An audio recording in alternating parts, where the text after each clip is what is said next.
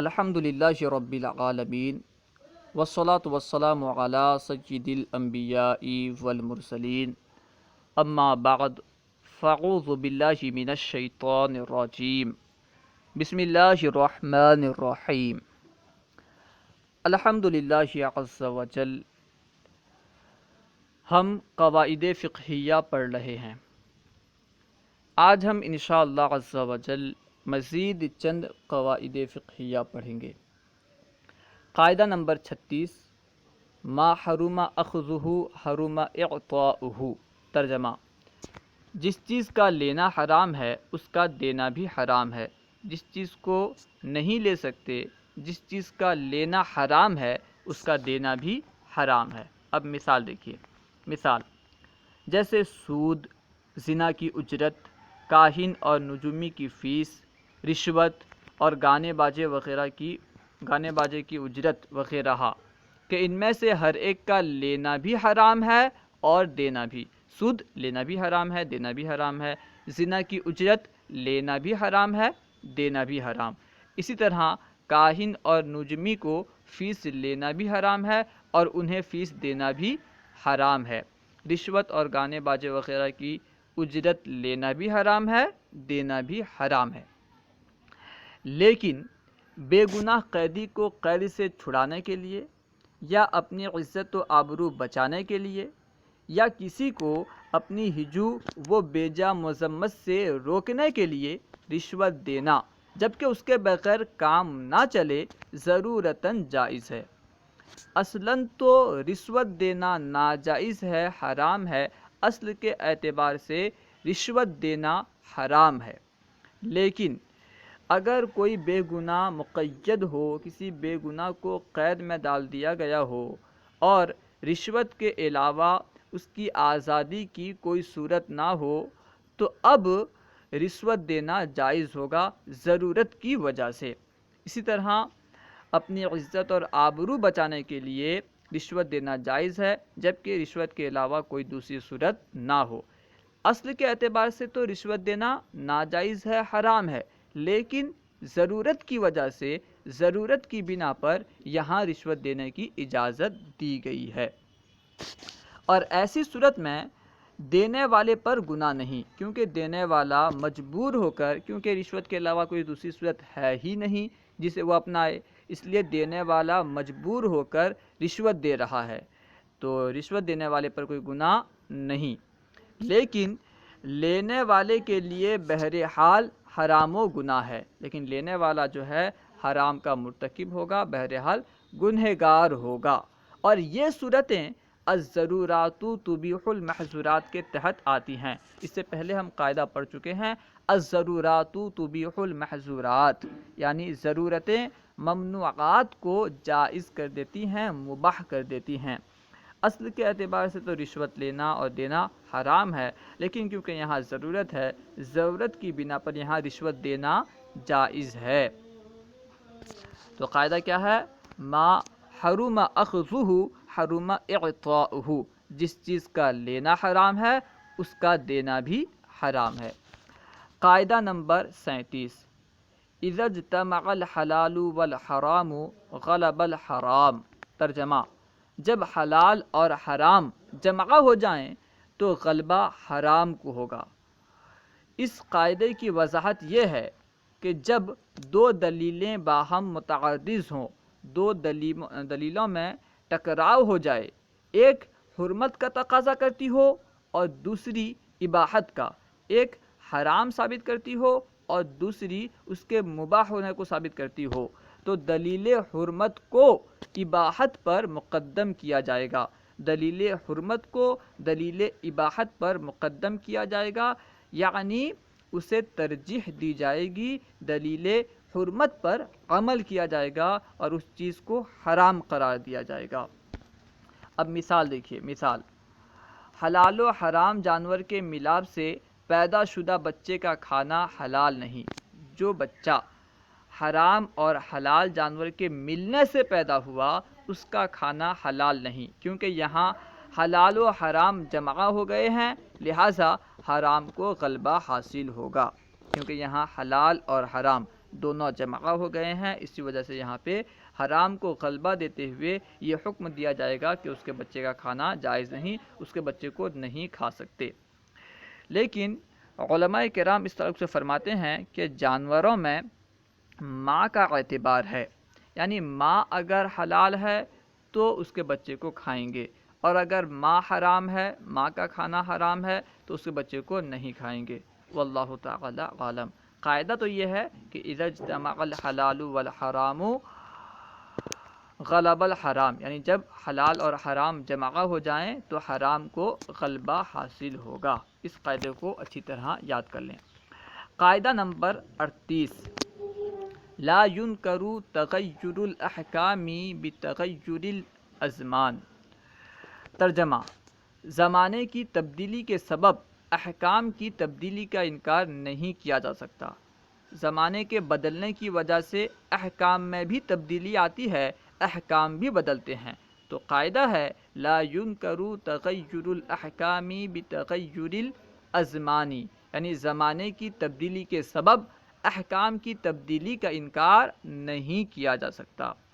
مفتی نظام الدین صاحب اس تعلق سے ایک بہترین کتاب لکھے ہیں جس کا نام غالباً یہ ہے دور حاضر میں حالات زمانے کی رعایتیں۔ ایک بہترین کتاب ہے، اسی مفہوم کا کوئی نام ہے، اب اس کتاب کو حاصل کریں اور اس کا مطالعہ کریں۔ تقریباً 70 ایسے مسائل اس میں ذکر کیے گئے ہیں جو زمانے کی وجہ سے یا کسی اور سبب سے بدل گئے ہیں، ان کا حکم بدل گیا ہے۔ مثال: فی زمانہ چوری کے خوف کے سبب نماز کے اوقات کے علاوہ مسجد کا دروازہ بند کرنا، فتنے کے خوف کے سبب عورتوں کو مسجد میں آنے سے روکنا، اور شعائر اسلام کی بقا کے لیے امامت و اذان پر اجرت لینا و دینا جائز ہے۔ اصل کے اعتبار سے تو مسجد کا دروازہ بند کرنے کی اجازت نہیں ہے، لیکن کیونکہ اس دور میں ابھی اگر ہم مسجد کا دروازہ نماز کے اوقات کے علاوہ بند نہیں کرتے تو مسجد کے جو سامان ہیں ان کے چوری کا خوف ہے، خوف ہے کہ وہ سامان چوری ہو جائیں گے، اسی وجہ سے اب مسجد کا دروازہ بند کرنے کی اجازت ہے نماز کے اوقات کے علاوہ۔ اسی طرح اصل کے اعتبار سے تو عورتوں کو مسجد میں آنے کی اجازت ہے، اور زمانہ نبوی میں عورتیں مسجد میں آ کر نماز ادا کرتی تھیں، لیکن فتنے کے خوف کے سبب سے عورتوں کو مسجد میں آنے سے منع کر دیا گیا، روک دیا گیا۔ حضرت عمر رضی اللہ تعالیٰ عنہ کے زمانے سے اس سلسلہ جاری ہے، کیونکہ حضرت عمر کے دور میں ہی فتنے کا خوف پیدا ہو گیا تھا، اسی وجہ سے حضرت عمر نے عورتوں کو مسجد میں آنے سے روک دیا۔ اس طرح اذان اور امامت وغیرہ پر اجرت لینا اور دینا اصل کے اعتبار سے جائز نہیں ہے، درست نہیں ہے، ٹھیک ہے، لیکن کیونکہ اگر ہم اذان اور امامت پر اجرت نہ دیں تو کوئی اس کی طرف مائل نہیں ہوگا، پھر ایک وقت ایسا آئے گا کہ اذان دینے والا کوئی نہیں ہوگا، امامت کرنے والا کوئی نہیں ہوگا، اسی وجہ سے شعائر اسلام کو باقی رکھنے کے لیے اذان اور امامت کی اجرت لینا جائز قرار دیا گیا ہے۔ اذان اور امامت پر اجرت لینا بھی جائز ہے، دینا بھی جائز ہے۔ قاعدہ نمبر 39، من ابتلی ببلیتین وہما متساویان یأخذ بأیتہما شاء وإن اختلفا یختار اہونہما۔ ترجمہ: اگر کوئی شخص دو مصیبتوں میں گرفتار ہو جائے اور دونوں برابر ہوں، دونوں مصیبت برابر ہوں، دونوں کا درجہ برابر ہو، تو جس کو چاہے اختیار کرے، اور اگر دونوں مختلف ہوں تو چھوٹی کو اختیار کرے، جو چھوٹی مصیبت ہے اسے اختیار کرے اور بڑی مصیبت سے بچنے کی کوشش کرے، ٹھیک ہے۔ قاعدہ ہے من ابتلی ببلیتین وہما متساویین یأخذ بأیتہما شاء وإن اختلفا یختار اہونہما۔ اب مثال دیکھیے، کسی کے جسم میں زخم ہے، اگر وہ سجدہ کرتا ہے تو زخم بہنے لگتا ہے، اور زخم بہے گا تو وضو ٹوٹے گا، جسم ناپاک ہوگا، اور سجدہ نہیں کرتا تو زخم نہیں بہتا، اس صورت میں نماز کا سجدہ ترک کرنا پڑے گا، جبکہ سجدہ کرنا فرض ہے، تو اس صورت میں نماز کا سجدہ ترک کرنا پڑے گا۔ تو وہ بیٹھ کر نماز ادا کرے اور رکوع و سجدہ اشارے سے ادا کرے، کیونکہ سجدہ ترک کر دینا اس سے کمتر اور آسان ہے کہ نماز حالت حدث اور نجس جسم کے ساتھ پڑھے۔ یعنی نماز کے ایک فرض کو چھوڑ دینا، ترک کر دینا، اس سے آسان ہے کہ پوری نماز کو حالت ناپاکی میں، حالت حدث میں ادا کرے اور جسم ناپاک ہو اس صورت میں نماز ادا کرے۔ اس سے آسان یہ بات ہے کہ نماز کے ایک فرض کو چھوڑ دے اور بیٹھ کر نماز ادا کرے۔ اسی طرح اگر کہیں دو چیزیں برابر ہوں، یعنی دو مصیبت ہوں اور دونوں برابر ہوں، تو اس وقت اسے اجازت ہوگی کہ دونوں میں سے جسے چاہے اپنائے، لیکن اس صورت میں اسے یہ اجازت نہیں دی جائے گی کہ وہ سجدہ کرے اور اگرچہ جو زخم سے خون وغیرہ بہتے رہیں، اس کی اجازت نہیں دی جائے گی، کیونکہ یہاں پہ چھوٹی مصیبت جو ہے وہ یہ ہے کہ سجدے کو ترک کر دے، اس لیے اسے اپنایا جائے گا، یعنی چھوٹی مصیبت کو اپنایا جائے گا اور بڑی مصیبت سے بچنے کی کوشش کی جائے گی۔ خیر، قاعدہ نمبر 40، اذا جاء الاحتمال بطل الاستدلال۔ ترجمہ: جب احتمال آ جاتا ہے تو استدلال باطل ہو جاتا ہے۔ جب دلیل میں احتمال آ جاتا ہے، کسی چیز میں احتمال آ جاتا ہے تو اس سے استدلال کرنا، دلیل پکڑنا باطل ہو جاتا ہے۔ اب مثال دیکھیے، 4 مسلمانوں نے کسی شخص کے خلاف زنا کی گواہی دی۔ 4 مسلمانوں نے یہ گواہی دی کہ فلاں شخص زنا کیا ہے، فلاں شخص نے زنا کی ہے، لیکن بعد میں ان گواہوں کا فسق و فجور ثابت ہو گیا، یعنی بعد میں یہ ثابت ہو گیا کہ یہ فاسق ہیں، یہ فاجر ہیں، ان گواہوں کا فسق و فجور ثابت ہو گیا، تو ان کی گواہی رد کر دی جائے گی، کیونکہ اب ان کی گواہی میں کذب کا احتمال پیدا ہو گیا۔ اگرچہ ان کی گواہی کے بارے میں یہ نہیں کہا جا سکتا یقینی طور پر کہ انہوں نے جھوٹ ہی بولا ہے۔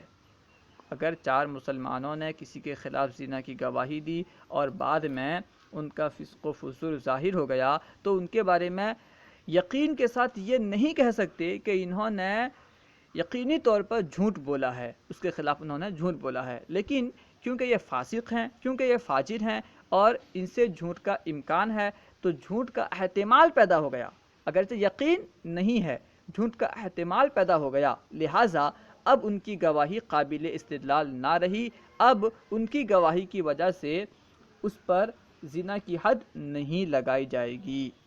اللہ و رسولہ اعلم۔ السلام علیکم ورحمۃ اللہ وبرکاتہ۔